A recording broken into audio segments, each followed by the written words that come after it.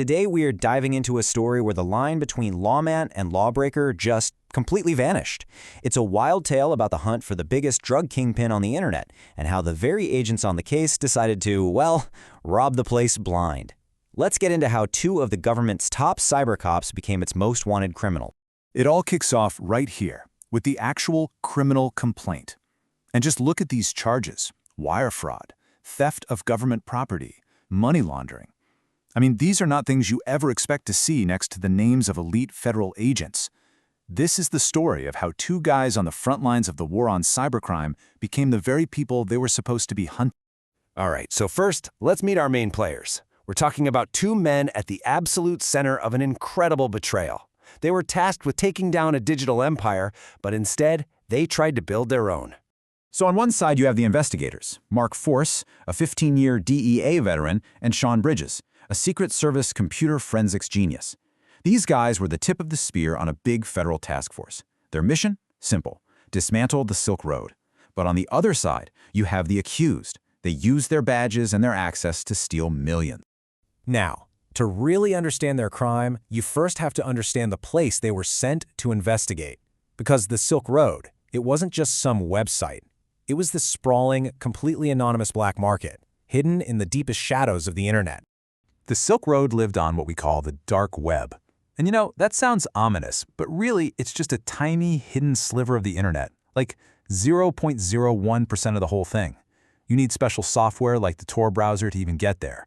What that does is bounce your signal all over the globe, making you anonymous. And that anonymity, well, it's the perfect environment for a massive underground economy to grow.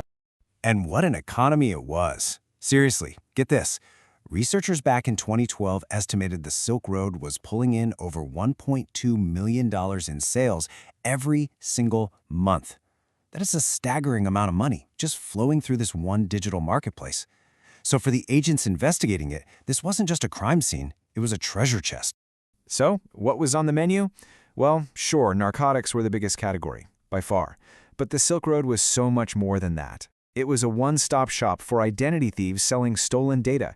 You could even hire hackers. This wasn't just some back-alley market. It was a highly organized, professional-grade criminal enterprise. And of course, every empire needs an emperor. The mysterious figure running the whole show went by a very strange name, the Dread Pirate Roberts. And no, that wasn't random. It's a direct nod to the movie The Princess Bride. You know, the pirate who keeps passing the title to someone new. It was a signal that the person in charge was themselves an illusion. So with all that anonymous cash just floating around in the digital ether, the temptation, well, it proved to be way too much. So how exactly did two elite agents pull off their digital double-cross? Let's break down the heist. Agent Force's scheme was both really clever and incredibly brazen. As part of his job, he created this undercover persona, Knob, to talk directly to Dread Pirate Roberts. He actually convinced the Pirate King that he was a mole, willing to sell inside information. So when these huge Bitcoin payments came in for the intel, that money should have gone straight into a government evidence locker. Instead, Force just pocketed it. And then he just falsified his reports to cover his tracks. And look, we don't have to speculate about this. It is laid out right here, in black and white, in the criminal complaint filed by the very government he worked for. It says it plain as day. He took payments that were official government property and just moved them right into his own personal accounts. He was using his official cover as a shield to commit theft on a massive scale. And Force wasn't alone. His partner, Secret Service agent Sean Bridges, he was the task force's computer guy. He used his admin access to the Silk Road servers to just lock vendors out and drain their accounts. He nabbed around 20,000 bitcoins. Now at the time, that was worth over $350,000. A lot of money. But today, you're talking hundreds of millions of dollars. It's insane. But you know, committing the perfect crime is one thing. Actually getting away with it is a whole other story. And both of these agents made some fatal, almost amateur-level mistakes that left a perfect digital trail for investigators to follow. So let's just walk through how Agent Force got caught, because this part is truly unbelievable. It all started with Venmo. Yes, that Venmo. They flagged and froze his personal account for suspicious activity. Force tries to explain it away, saying it's all part of some secret operation. But when Venmo doesn't buy it, he does something just astonishing. He uses his power as a federal agent to issue a subpoena on his own personal account. Venmo, being rightly suspicious, didn't unfreeze anything. Instead, they called his boss. And here it is, the smoking gun, straight from the complaint. He sent the subpoena from his official Department of Justice email address. Just think about that for a second. He used the full weight and authority of the U.S. government to try and cover up his own personal crimes. It was an act of unbelievable arrogance, and it was the beginning of the end for him.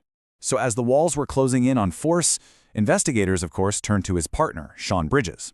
And when the FBI questioned him, he just flat out denied everything.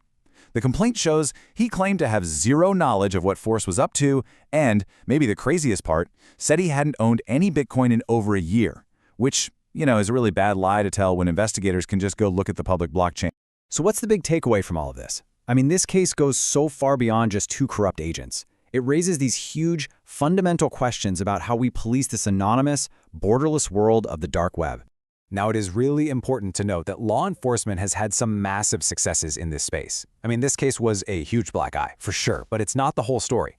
Just look at some of these takedowns. Hydra Market processed over $5 billion before it got shut down. Operations like Raptor and Disruptor have seized hundreds of millions in cash and crypto. So the fight is very much ongoing.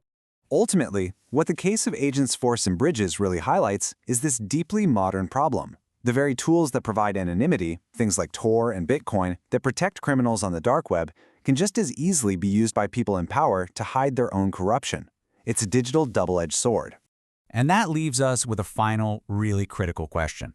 As law enforcement goes deeper and deeper into these digital shadows, what systems are in place to make sure they don't get lost in the dark themselves?